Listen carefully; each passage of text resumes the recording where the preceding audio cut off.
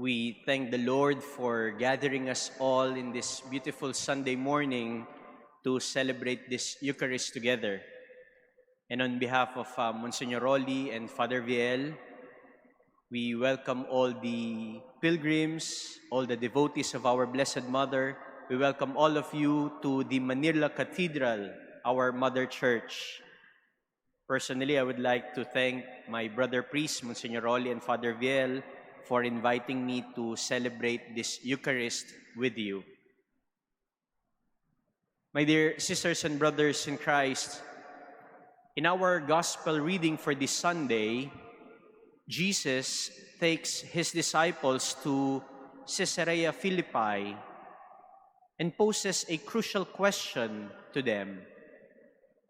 Who do people say that I am?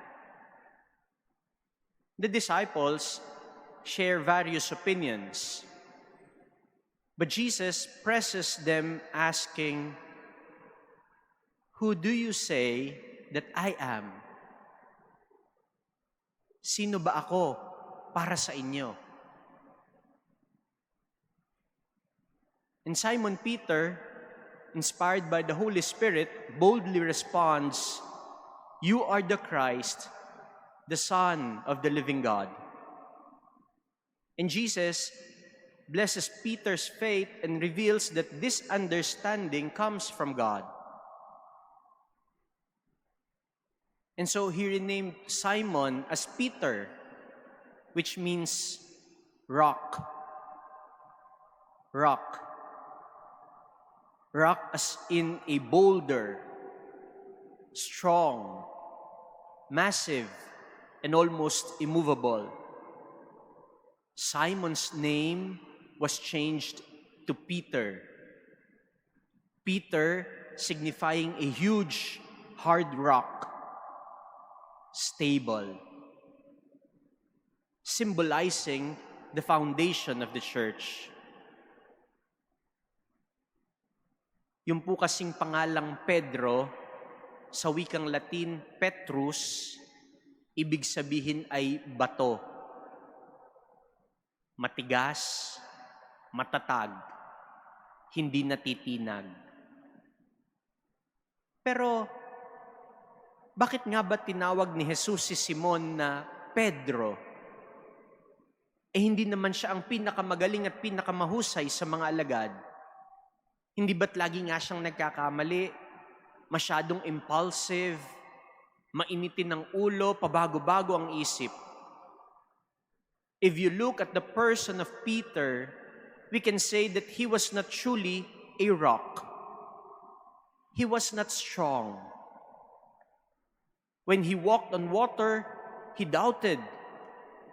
That's why he almost drowned.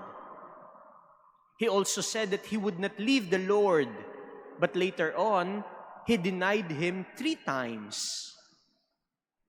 And when Jesus was arrested, he attacked and almost killed someone. Good thing, only the ears got cut off the soldier who arrested the Lord. Kaya alam na alam ni Jesus na ang taong ito, si Pedrong tinatawag na bato, ay mahina. Alam niya na iiwan siya ni Pedro at ng mga kasamang alagad doon mismo sa gitna ng hardin ng Getsemani, sa gitna ng kanyang paghihirap. Alam ng Panginoon, itatatwa siya ni Pedro ng 3 beses sa harap ng ibang tao. Maraming kamalian, maraming kapalpakan nitong si Pedro. At alam na alam lahat ito ni Jesus. Ngunit sa kabila nito, pinili pa rin niya si Pedro upang pamunuan ang simbahan. Ibinigay at ipinagkatiwala pa rin ng Panginoon ang susi ng kaharian ng langit kay Pedro, simbolo ng kapangyarihang mamuno. Why? Bakit?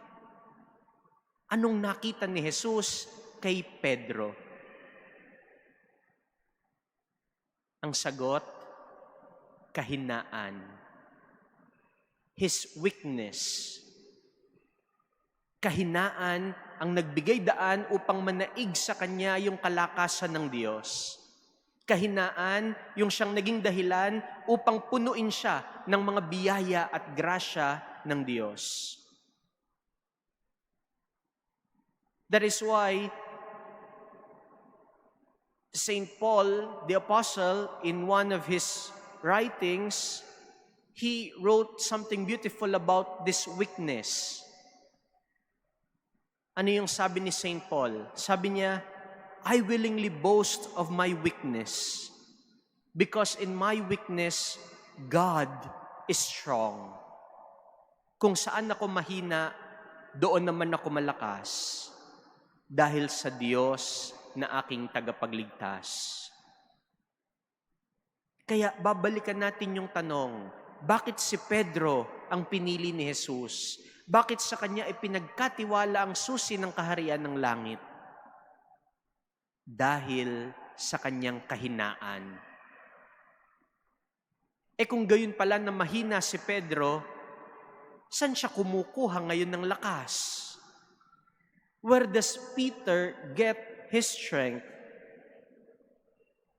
Peter cannot solely rely on his strength, because the strength of Peter finds its source from his relationship with Jesus. You see, Peter was chosen not because of his superior qualities, but because of God's grace. Peter was chosen not because he was good, but because God is merciful. Peter was chosen to be the first pope, not because he was perfect, not because he was qualified, but because he was weak and sinful. And his weakness became his strength to trust and have faith only in God.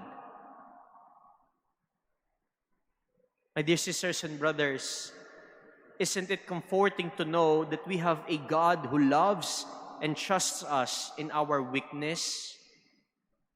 It was out of God's goodness. It was God's gift. And Peter had shown openness to God's grace and gift. Peter was chosen because also of his profession of faith. Peter admitted and accepted that Jesus was the promised Messiah. Having failed so many times, Peter must have reached a point in his life when he felt like a miserable failure. He literally went to the very rock bottom of the journey inward. And at the very base, stripped of all pretensions, he discovers his truest, purest self that is now ready to answer Christ's invitation to love. And it is the love of Christ that solidified him into a foundational rock. Alam ni Pedro kung papaano maging bukas sa grasya ng Diyos, kaya nga sa kabila ng kanyang maraming mga kahinaan, hinayaan niyang ang grasya ng Panginoon ang magpuno sa kanya. Ang kalakas ay mula kay Jesus, at yun ang naging saligan niya. At dito sa malalim at matibay na pagpapahayag ng pananampalataya ni Simon Pedro, hinirang siya ni Jesus na maging matatag at matibay na bato. Simply said, Peter's life is made solid and compact as a rock by Jesus himself.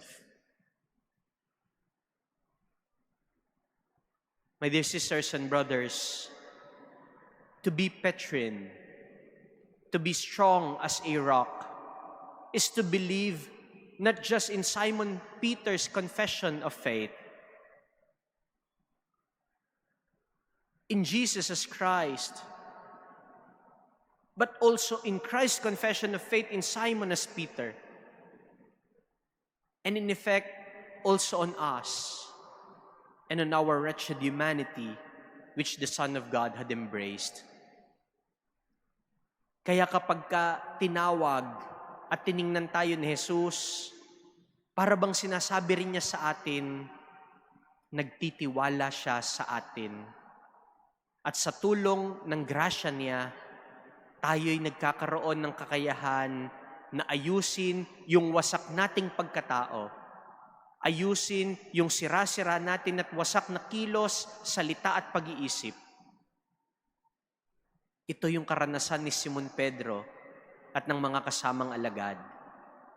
At patuloy din po nating nararanasan ito sa tuwing lumalapit tayo kay Jesus sa pananalangin at sa mga sakramento ng kanyang pag-ibig sa atin.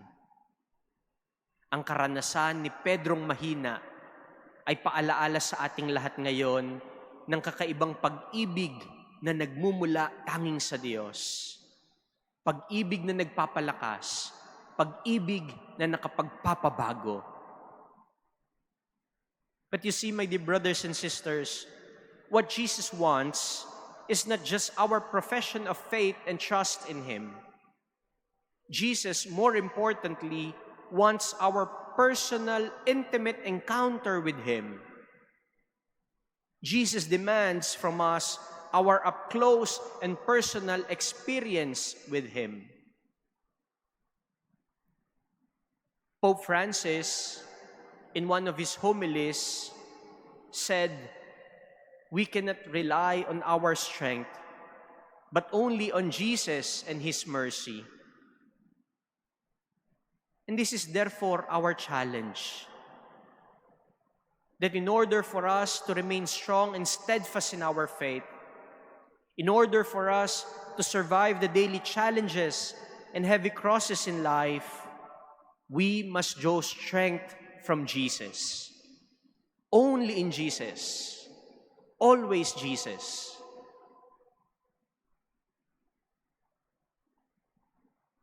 Balikan po natin yung naging kwento ni Simon Pedro. Bakit pinili ni Jesus si Simon Pedro? At bakit tayo rin patuloy na pinipili at pinalalakas at pinaninibago ng Panginoon? Kasi para sa Panginoon, hindi na mahalaga yung ating pagkatao na wasak. Hindi mahalaga yung pangit na nakaraan. Hindi na mahalaga kung tayo man ay maraming mga kahinaan, kapintasan, mga pagkukulang o mga nagawang kasalanan. Ang mahalaga, bukas tayo sa pag-ibig at pagpapanibago na hatid sa atin ni Jesus. Dahil tanging pag-ibig ng Diyos ang puwersang magpapalakas at magpapabago sa atin upang tunay tayong maging mga saksi at matatapang na alagad katulad ni Simon Pedro.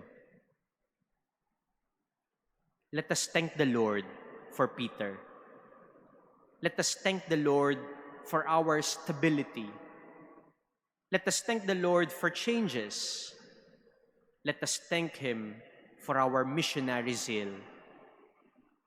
Let us thank the Lord for making us what we are. And whatever we may be, let us pray that this self which God has given us will make us truly follow Him when He calls. Amen.